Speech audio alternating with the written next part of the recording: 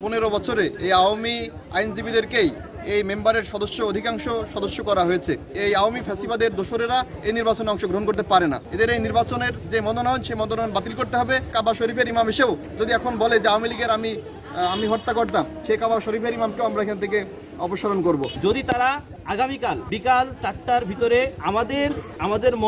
আমাদের মনোপূর্ত কোনো বিষয় না জানাই, তাহলে আমরা কঠোর কর্মসূচি দেব ইনশাআল্লাহ। 15 বছরে এই আওয়ামী আইনজীবীদেরকেই এই মেম্বারের অধিকাংশ সদস্য করা হয়েছে। তো সেক্ষেত্রে তথাকথিত সাধারণ নির্বাচন যদি করা হয়, তাহলে ভোটের মাধ্যমে তাদের জয়ী হয়ে যাওয়ার সম্ভাবনা রয়েছে এবং ইতোমধ্যে বিভিন্ন জায়গায় এই ভোট প্রক্রিয়ায় তারা জয়ী হয়েছেন। 2000 গণহত্যার দায় নিয়ে, গণকবরের দায় নিয়ে কোনোভাবেই এই আওয়ামী ফ্যাসিবাদের দোসরেরা এই নির্বাচনে অংশগ্রহণ করতে পারে না। আমাদের দাবি একটাই, যে এদেরকে এই নির্বাচন থেকে, এদের এই নির্বাচনের যে মনোনয়ন, সেই মনোনয়ন বাতিল করতে হবে। কাবা শরীফের ইমাম এসেও যদি এখন বলে যে আওয়ামী লীগের আমি হত্যা করতাম, সেই কাবা শরীফের ইমামকেও আমরা এখান থেকে অপসারণ করব।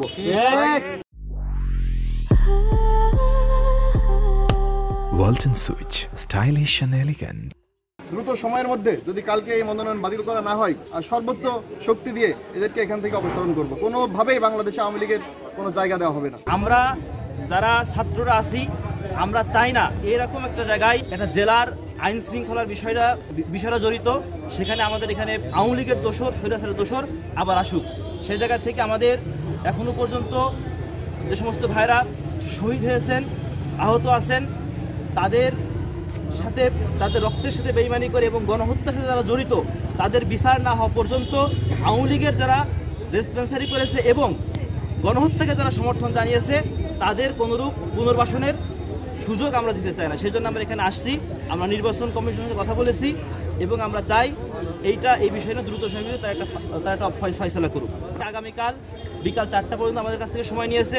তারা বসবেন, কথা বলবেন এবং আমাদেরকে জানাবেন। যদি তারা আগামীকাল বিকাল 4টার ভিতরে আমাদের মনোপূর্ত কোনো বিষয় না জানাই, তাহলে আমরা কঠোর কর্মসূচি দেব ইনশাআল্লাহ।